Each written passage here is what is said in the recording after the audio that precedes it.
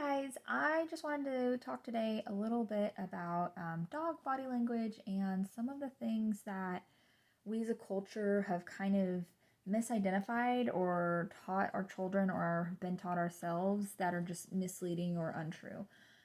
So today's topic is tail wagging.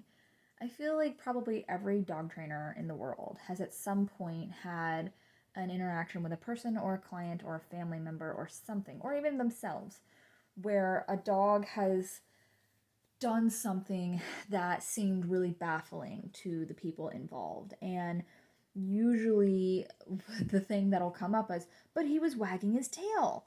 Um, and, and we all go, yeah. Here's the thing about teaching children or being taught yourself at some point in your life or believing that tail wagging is always good. That's like saying all smiles in humans are happy smiles, are playful smiles. So I'll do a couple examples of what the definition of a smile is.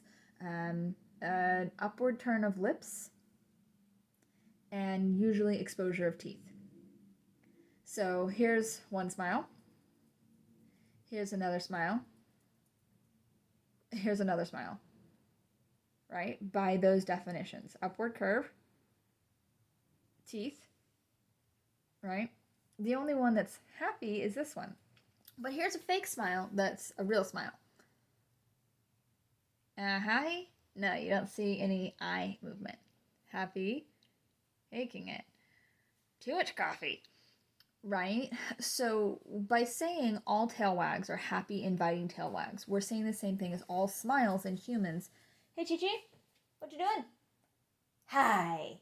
Can you come up here? Good job. Good boy. Where is he? There he is. Good job. So by saying all tail wags are happy, inviting tail wags, you're also basically saying all smiles are happy, inviting smiles. So let's think about that. Have you ever smiled when you were super embarrassed? Oh man, right? Have you ever grimaced? Grimace is a form of smile, right? Have you ever just smiled because they said cheese, cheese, and you're not actually happy about it? And culturally speaking, there's a lot of reasons why you would or wouldn't smile in certain situations. Um, so that's something to think about is with the smile. Now think about that with dogs and tail wagging. Thank you. A tail wag is just a body part like a smile that's doing something. And what is that actually reflecting? So some of the things that you really need to think about when you're looking at tail wags is speed, carriage, where is the tail on the body, and context. So we're Texans, and maybe people who are watching this video but aren't Texans, but they've had experiences with rattlesnakes. That's a tail wag. And I know it's a snake, so you're saying, Claire, that's not the same, but it's a general idea. A tail that is upright and vibrating very quickly.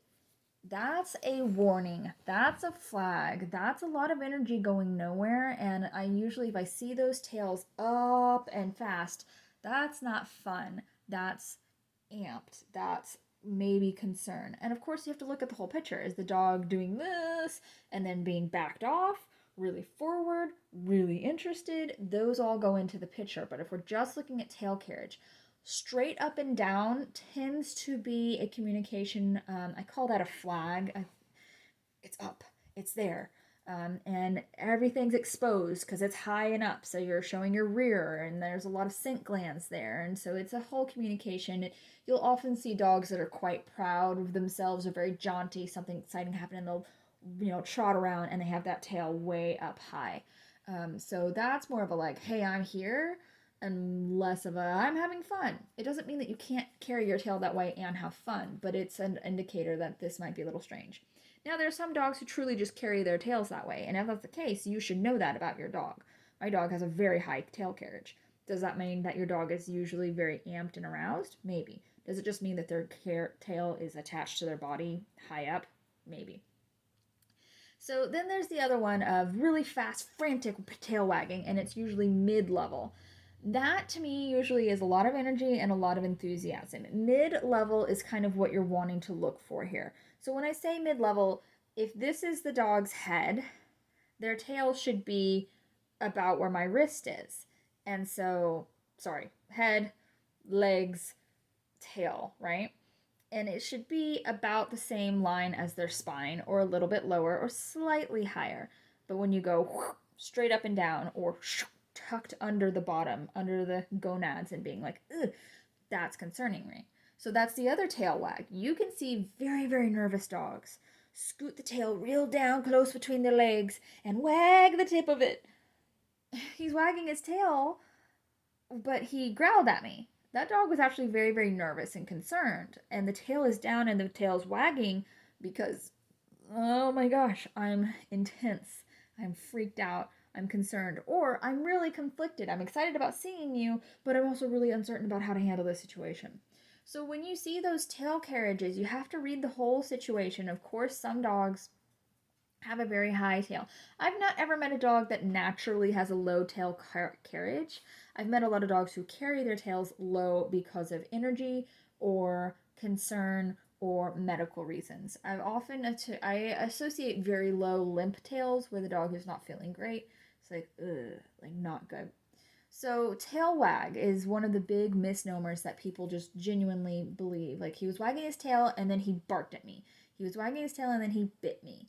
And it's like, wagging your tail is not enough of an invitation or an indication of where we're at. You need to look at the whole picture.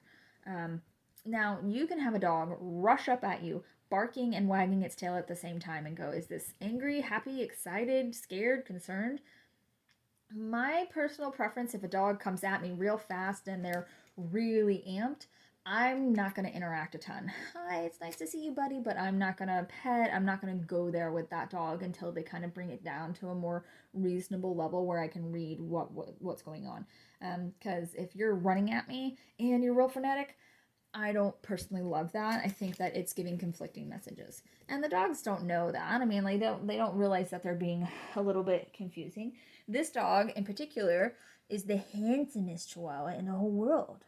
But he is notorious, mwah, thank you, just so sweet, for giving really conflicting messages. He runs up to people and then he goes, ah, oh.